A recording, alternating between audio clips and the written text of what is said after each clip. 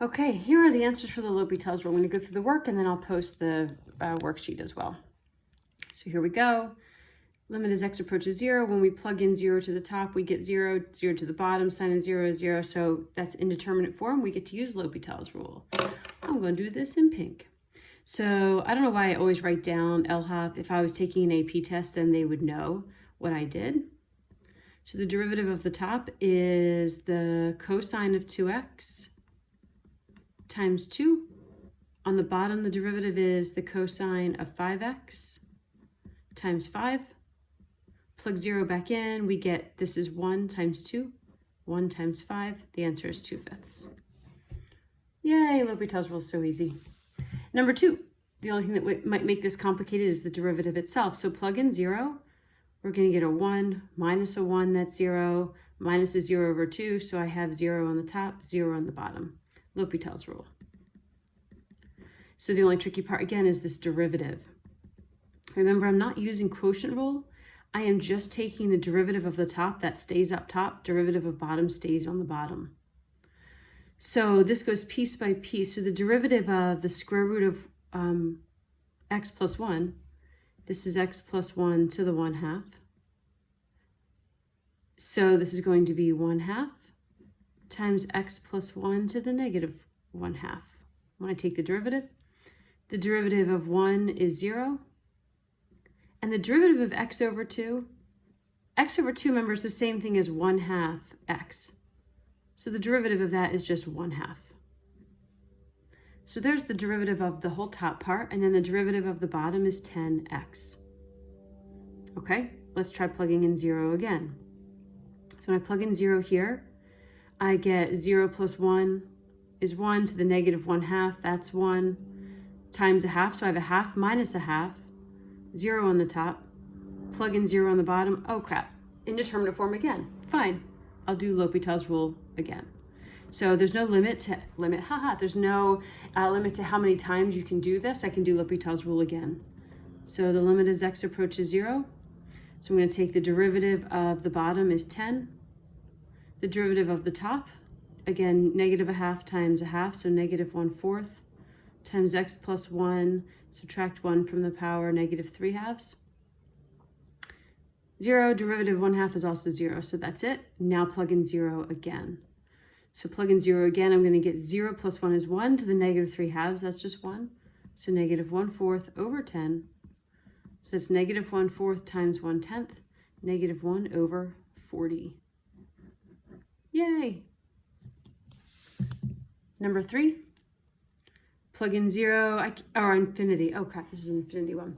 Okay, so if you have it to infinity, for our purposes, unless you're looking at like a polynomial where we can compare the degree of the top and the degree of the bottom, we can basically assume this is always going to be infinity over infinity. But if I plug in infinity, what's the natural log of infinity?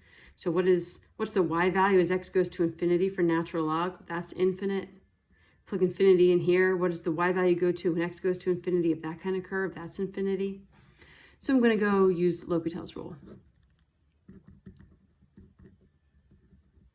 So on the top, the natural log of x, the derivative of that is 1 over x. Down here, 4x to the 1/2, well, that's going to be 1/2 times 4. And to the negative 1/2. So let me clean this up a bit before I figure out what's going on with the infinity limit thing. So we have 1 over x over 2 over x to the 1/2. Let's change this again. So let's bring this up. Flip and multiply. So I have x to the 1/2 over 2x, which, if I reduce it a little bit more, is going to be 1 over 2x to the 1/2. Remember, subtract our exponents. So 1/2 minus 1 is negative 1/2, puts that back down there. And now that I've done all of this simplifying, plug in infinity for x. So I have infinity on the bottom, even though it's getting to the square root, it's a square root function, or to the 1/2, doesn't matter. That means my bottom's getting really, really big. If my bottom's getting really, really big, the whole fraction's getting really, really small. and the answer is 0.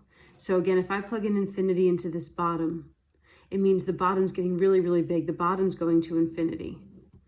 The top is 1. Well, 1 over infinity is 0. That any fraction where the bottom is super, super big means the fraction itself is super, super small. So I get 0. All right, last one. Okay, we're going to 1. So let's just see if L'Hopital's rule is necessary. So plug in 1. We would have 10 to the first minus 3 times the derivative of f at 1. So that's 2.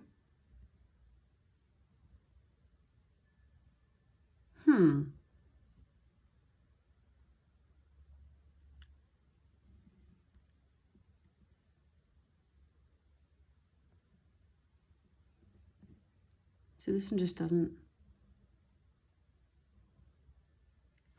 F of 1 is 1 minus the arctan of 1 is pi over 4. Oh, look at this. I didn't even need anything. I don't think, unless I did something really crazy here. My answer is just this. Did I do something wrong?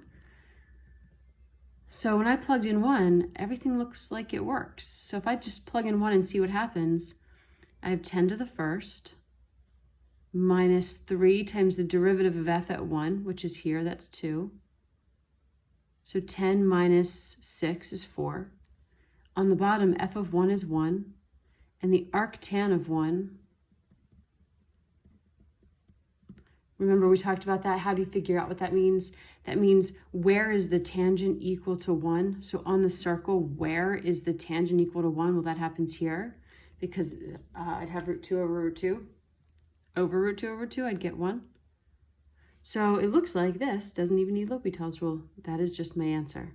Unless I made some kind of mistake, but hopefully I didn't.